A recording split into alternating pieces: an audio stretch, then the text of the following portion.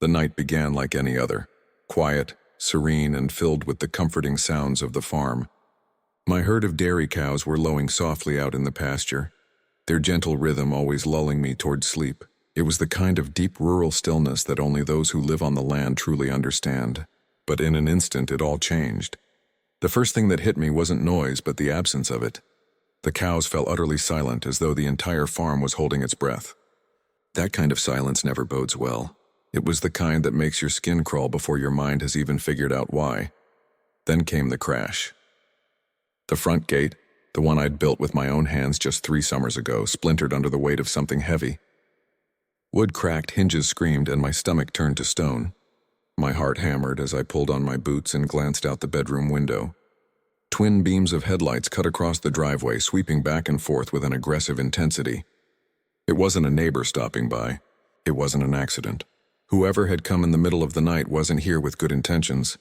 At my side, Rex growled low. His hackles stood straight as a line of barbed wire, and his growl deepened into a ferocious bark. Rex had been my companion and working dog for 5 years, trained to guard both livestock and property. He wasn't the kind of dog to raise an alarm over shadows or rabbits. If Rex said we had trouble, we had real trouble. I grabbed the shotgun from its cabinet, the familiar weight of it grounding me even as adrenaline made my hands clammy. By the time I stepped out the door, the cold country air hit my face like a slap, sharp enough to fuel the fire already building in my chest. And then I smelled it, that faint metallic tang I knew too well from years on a farm. Blood. My heart sank, and my fury rose in the same breath. These intruders hadn't just broken my gate. They were harming what mattered most: my animals, my livelihood, the legacy of my family's land. Every step I took down the gravel driveway crunched like thunder beneath my boots as the floodlights snapped on, illuminating the chaos. 3 figures stood at the remains of my gate. Dark clothes, crowbar in hand, the kind of men who came not for talk but for damage. Behind them, my cows were panicking, hooves drumming the ground in terror, clustering tight against the far fence. One calf lay on the dirt with a gash across her leg, blood staining the ground around her. My throat tightened at the sight, rage simmering hotter than fear. They had hurt one of mine.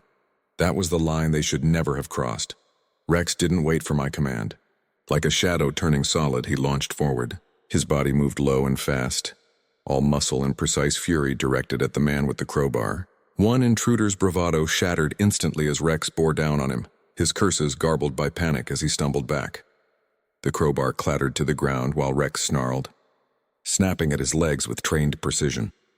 The other 2 men froze, clearly stunned that their midnight raid had been met not with sleepy confusion, but with a farmer armed and a German shepherd trained like a storm on 4 legs. I raised the shotgun, my pulse pounding so loudly I could hear it over their scrambling. The night air split apart with the echo of a single warning shot fired high into the sky. The crack was sharp and commanding, bouncing off the pasture like rolling thunder. "Get off my property," my voice carried across the night, steadier than I felt. "And tell whoever sent you that Sam Grady doesn't scare easy." The men scrambled toward a dark SUV waiting just beyond my broken gate, fumbling like rookies in a game they thought would be easy. They had expected me to bow, to cower, maybe even to sign my land away. Instead, they were running, shamed, startled, and chased off by the very farm they aimed to intimidate. Rex stopped at the property line, his body coiled and ready, unwilling to give chase beyond the legal bounds of our land. His loyalty was unshakable, and for a brief second, pride nearly outweighed my fury. But then my eye caught something glinting on the gravel where the intruder had stumbled. A wallet, leather, scuffed but unmistakably dropped in haste. I bent down, still breathing hard, and flipped it open. Inside was a driver's license belonging to a man named Marcus Webb, but tucked neatly beside his ID was something far more damning, a folded receipt for a bank transfer bearing the name of the Meadowbrook Heights Homeowners Association. Suddenly, everything was sharper. This wasn't random vandalism, nor bored kids trying to scare a farmer. It was organized, formal, calculated. The same association Veronica Sloan had been trying to pressure landowners into joining for weeks was now sending muscle to enforce their demands. My gate wasn't just broken. My peace wasn't just shattered. This was war knocking on my door. I looked out over the pasture again, lit in the harsh glare of the floodlights. My cows stood huddled, their eyes wide and restless. The injured calf groaned quietly, struggling to rise. I clenched the wallet in my fist, feeling the leather bend under my grip. They thought they could send thugs to break my will. They didn't count on Rex, on my shotgun, or on the simple fact that a man guarding family land has nothing left to fear. The fight had begun, and I intended to finish it. The morning after the attack, I stood among splintered wood and twisted metal where my gate used to be. My body still ached from the adrenaline of the night before, but worse than the soreness was the smoldering anger simmering inside me. My herd was unsettled, huddling nervously instead of roaming, and the calf I had bandaged limped pitifully as she tried to keep pace with the others. The entire farmyard, usually so alive with familiar rhythms, felt broken. As the sun climbed higher, its light revealed not comfort but scars. Evidence of trespass, blood in the dirt, and a farmer's vow not to bend. That was when I heard the soft purr of an expensive engine coming down my driveway. A white BMW sedan rolled up like it belonged in some city high-rise, not on a gravel road leading to a battered farmhouse. The sight set my teeth tight before the driver's door even opened. From the car stepped Veronica Sloan. She was polished the way a knife is sharpened. Everything about her gleamed, from the styled blonde hair to the navy blazer that probably cost more than my month's feed bill. She carried a leather briefcase and a thick folder, and her smile was as flawless as it was false. Without missing a beat, her eyes swept across the mangled gate, the injured calf, the shaken herd. Strangely, she showed no surprise, not even a flicker of concern, as though she had expected to find it exactly like this. Her voice dripped with syrupy politeness when she finally spoke. "Mr. Grady," she said, as though she had just stopped by for neighborly tea, "I'm so sorry to hear about your unfortunate incident last night." Her glance toward the wreckage was quick and casual, a gesture she used like punctuation, while her real focus remained on the folder she held out toward me. Incidents like these are exactly why our homeowners association exists, to provide real protection. I took the folder, but I didn't open it immediately. Her presence grated against everything raw inside me. Standing there with Rex stiff at my heel, I could see the ambition in her eyes, the kind that measured land not in history or toil, but in dollars and control. As I flipped through the first few pages, my gut coiled. This wasn't a contract. It was a hostage note dressed as legal paperwork. Monthly dues of $300, required approval for every visible structure, restrictions even down to paint color and shed size. The further I read, the worse it got. Clause after clause stripped independence from the landowner and placed it firmly in the HOA's grip. But what struck me hardest came halfway through: an exclusivity clause for agricultural distribution. By signing, I would be forced to sell my milk strictly through HOA-approved vendors they of course controlled. In a single paragraph, my family's livelihood would be shackled. I closed the folder and shoved it back at her. "Why not just take the barn keys while you're at it?" My voice was dry, but the intent cut sharper than sarcasm. For the briefest moment, her painted smile wavered, then reassembled itself like armor sliding back into place. "Mr. Grady," she replied in that patronizing tone, "you're misunderstanding. We're offering security and community stability. Your neighbors who joined have already seen their property values climb." But her eyes had steel hiding beneath the gloss. When I pressed her, "And if I don't sign?" her answer carried the weight of a threat cloaked as business courtesy. She mentioned how non-member properties often found it difficult to maintain relationships with customers, lenders, and local supply chains. She claimed foods produced on non-compliant farms might face quality concerns that damaged reputations. Every carefully chosen phrase was nothing short of extortion. She was telling me, "Sign, or we'll isolate you until your business dies." Watching her stand there, heels sharp as blades and words wrapped in silk, I realized these weren't casual neighborhood bylaws. This was organized economic strangulation. I kept my boots planted firmly in the gravel, refusing to flinch under the pressure of her ultimatum. Rex growled softly at my side as if sensing my resolve solidify. In the cold light of day, Veronica Sloan was more dangerous than the thugs she'd sent the night before, because she attacked not with crowbars, but with signatures and contracts. She treated a 3-generation farm as a pawn in her empire of control, but I'd already made up my mind. No polished villain with a briefcase was going to dictate the fate of Sam Grady's land. My silence seemed to gnaw at her confidence, though she masked it with another brittle laugh high and sharp as breaking glass. With calculated movements, she tucked the contract back into her briefcase. issued one last predatory smile, and turned toward her shining BMW. As the car rolled away, exhaust curling into the cold morning, I stood next to my broken gate, gripping the memory of her words tighter than any paper she had offered. This was no negotiation. This was war with a new face, and I was ready to fight. The days following Veronica's visit grew heavier with unease, as though a storm was pressing low against the sky, waiting to break. The gate was patched, the calf's wound bandaged, but peace was far from restored. My cows still clustered nervously near the barn at night, their instincts sharper than most people's.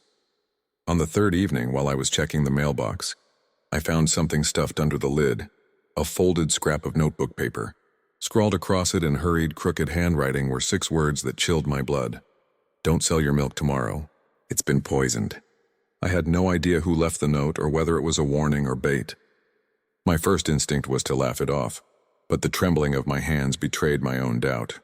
Poison wasn't a prank, and suddenly every tank of milk on my property looked like a loaded weapon pointed not only at me but at every family in town, relying on what I sold. Sleep abandoned me that night. By sunrise, I was sealing milk samples in sterile containers and preparing to drive them to the Agricultural Extension Office. Proof was the only way to fight rumor. But even as I packed, the rumble of engines announced a new invasion. 5 vehicles, SUVs and trucks, rolled into the driveway like an armed convoy. Doors slammed in unity and more than a dozen men and women spilled out. Many wore the smug, self-important expressions I'd come to associate with Veronica's growing band of loyalists. At the front, clipboard in hand, was Veronica herself, dressed for battle in another immaculate outfit as if mud and manure could never cling to her.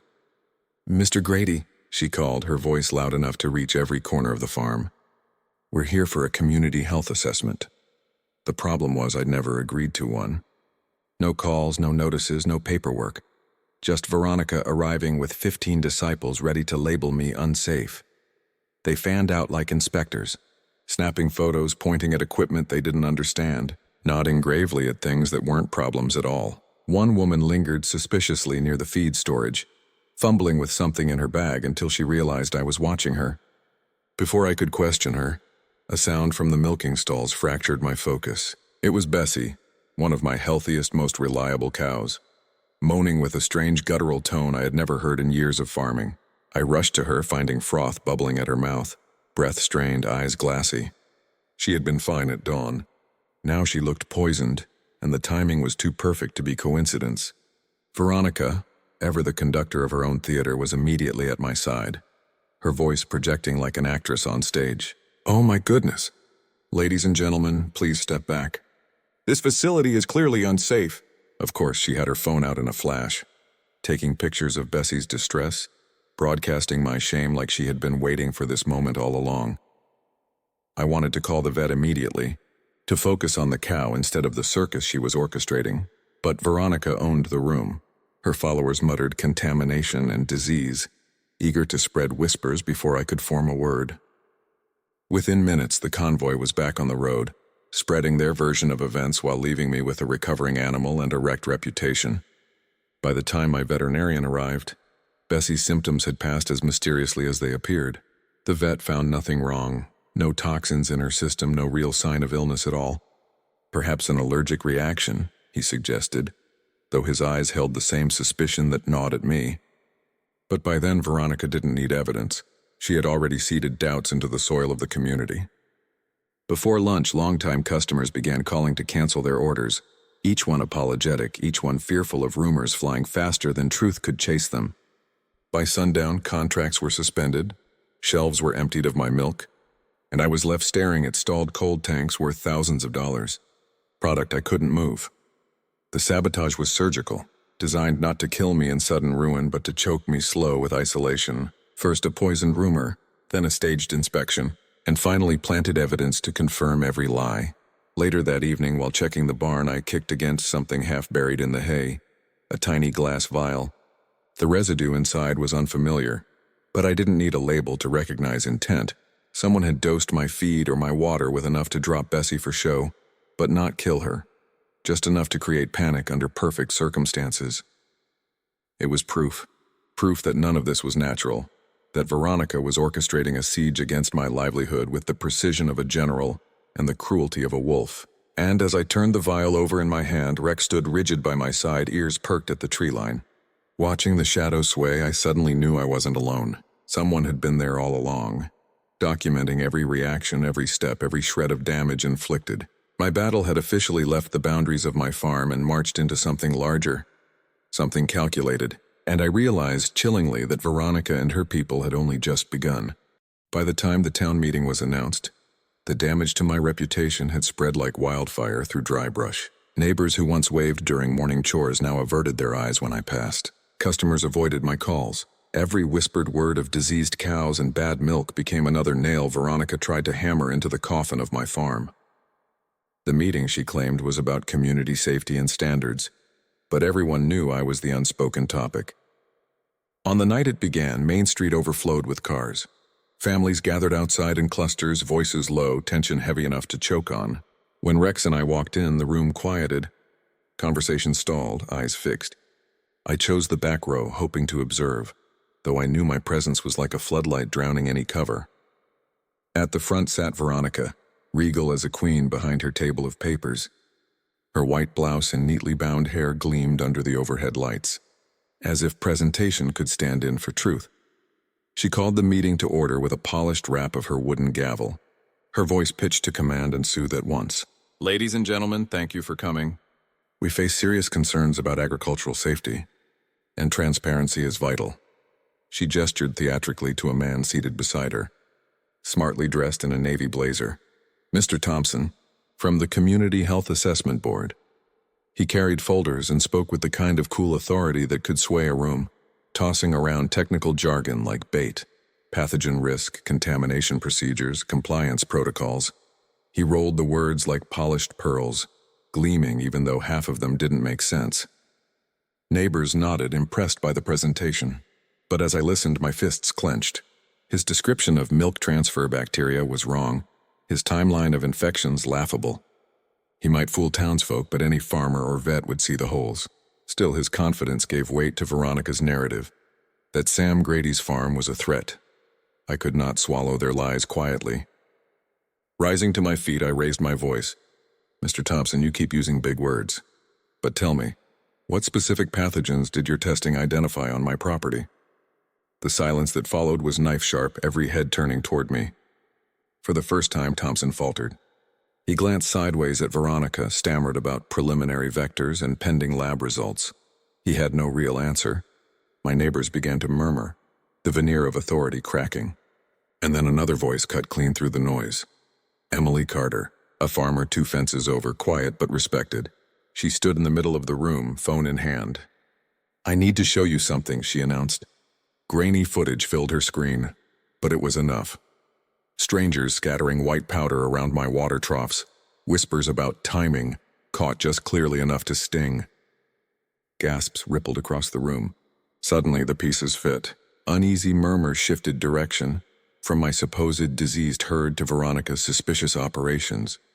Cornered, Veronica made her greatest mistake. She dropped the polished mask. Her voice rose to a shriek that reverberated off the hall walls. This man is dangerous. You all saw that cow. He's putting us at risk. Gone was the silky manipulator. In her place raged a tyrant, her face twisted with desperation. Some neighbors pulled away from her in shock. The fake inspector packed his files nervously, retreating toward the door under the weight of suspicion. The once united crowd splintered into factions, farmers circling Emily, demanding to see more of her video. Others examining Mr. Thompson's flimsy documents, while a shrinking core clung to Veronica's fury. Voices clashed, shouts sparked across the hall, anger and fear burning together. Veronica pounded the gavel like a weapon, screaming about community standards. But each strike only echoed how far she had fallen. What had been her stage became her unraveling. By the close of the meeting, nothing was resolved, but everything had changed. My name was no longer the only one tangled in doubt. Neighbors eyed her with mistrust, whispering about staged attacks and fake inspectors. Emily's brave reveal had tipped the scales. As people trickled out of the hall in tense clumps, Veronica found me. Her voice was low now, nearly a hiss meant only for my ears. You think you've won something tonight. You have no idea what you've started. Her eyes burned with venom, her smile finally gone. You've just signed your own death warrant. The words, whispered in the thinning crowd, crawled icy down my spine. By the time I returned home, exhaustion pulling at my bones, the proof of her promise awaited me. An anonymous letter slipped under my door, ordering me to leave town or face the consequences. And though my farm lay quiet under the moonlight, I sensed the battle had shifted from reputation to survival. The war was no longer over papers, rumors, or contracts. It had become a fight for my life. Midnight fell heavy, wrapping the farm in a silence that felt more menacing than restful. I had almost convinced myself that the threats in Veronica's glare at the town hall had been bluster, until steps pounded onto my porch. Car doors slammed shut, headlights flooded against the house, and Rex's growl broke into a barrage of furious barks. Clutching my shotgun, I peered through the narrow space beside the curtain. Veronica stood there, flanked by 4 men whose body language screamed hired muscle. Their movements were too tight, too practiced. These weren't neighbors, they were enforcers. Veronica raised a folder in one hand, her voice polished but straining at the edges. "Mr. Grady, I have a court order for immediate inspection due to agricultural violations." For a moment I almost laughed. No judge signs court orders at midnight, and legitimate orders don't arrive with thugs rattling their fists on your windows. This wasn't law. It was extortion's final act.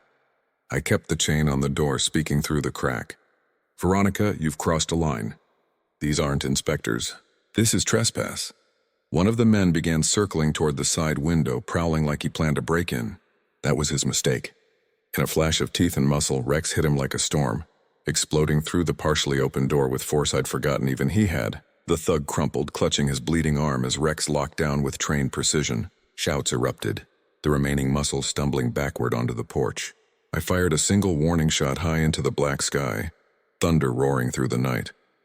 "Next one goes lower," I said, voice even. The men froze, stunned by the sudden realization that the farmer they'd come to break was ready to fight back with lead and loyalty. Veronica's bravado wavered, though she still tried to roar above the fear creeping into her voice. "Restrain that animal, disarm this man." She barked at her hired hands, but none of them moved. They weren't being paid enough to take on a German shepherd with blood on his teeth, or a farmer with a shotgun steady in his grip. Her folder shook in her hand as she thrust it forward toward me, forcing me to take a look. At first glance, the documents bore impressive seals, legal-looking signatures, thick official paper. But a closer look under the porch light told the truth. Wrong formatting, missing notary stamps, terms that fell apart like cardboard in the rain. It was a forgery, hastily assembled to look intimidating. Before I could say more, the distant wail of sirens swelled louder and louder. Veronica's calm mask cracked. Sheriff Hayes's patrol car screeched into view, followed by 2 more units. Out stepped the sheriff himself, his wide shoulders taut, his eyes sharp. Flanking him was Jake, camera rolling, capturing every second for the record. Hayes's tone cut through the chaos like a whip. "Miss Sloan, I need those documents now." He took one glance at the fake seals, his lips curling in professional disdain. "Fraudulent. Signatures fake, procedures false. These aren't legal in any state." With brisk orders barked into his radio, Veronica's thugs were surrounded and disarmed, their midnight intimidation crumbling beneath flashing blue lights. Hayes looked at me, voice calmer now. "Sam, this isn't just harassment anymore. This is federal fraud. And she's been running it across state lines." At that moment, Veronica's power dissolved. Handcuffs clicked around her wrists, her shrill protest drowned by Rex's satisfied growl and the sheriff's cold authority. The woman who had strutted onto my farm in designer heels was now being shoved into the back of a patrol car, the empire she'd built unraveling in real time. Morning light brought not fear but breathtaking relief. Federal agents arrived before breakfast. Sharp-dressed professionals who had been tracking Veronica's schemes across 6 states. What I thought was a battle over one farm turned out to be the keystone in dismantling a multi-million-dollar extortion ring. Fake inspectors, staged crises, manipulated HOAs. She had repeated the same con again and again until her arrogance drove her straight into exposure. My neighbors returned in waves, shamefaced but supportive, dropping off pies and contracts, their apologies baking into casseroles and reconciliation. The grocery store renewed my milk supply twice over. The co-op voted to waive membership fees, and the veterinary office donated free treatment for my wounded calf. Rex, muddy and satisfied, became a local legend. The school kids called him a hero, drawing pictures of Sherdog Rex. For the first time in weeks, my cows grazed under the sunrise without fear in the air. Justice had come roaring in with sirens and handcuffs, but the real victory lay in the community learning resilience. Neighbors were forming a real watchdog group, one rooted in transparency instead of intimidation. Jake's front-page story exposed Veronica nationwide, her picture plastered across news broadcasts as the queen of HOA corruption. And as I stood by my repaired gate, leather wallet evidence tucked into an official federal file, I understood something deeply. She lost because she underestimated a farmer's resolve. They had sent thugs, poison, rumors, forged papers, even midnight raiders. But against Rex's loyalty, a shotgun's thunder, a sheriff's grit, and the truth finally dragged into the light. Their empire collapsed. As dusk fell, a gentle calm stretched across my land, the kind of peace earned, not given. My farm had survived the storm, and this time I knew no contract, no criminal, no scheme could ever uproot it again.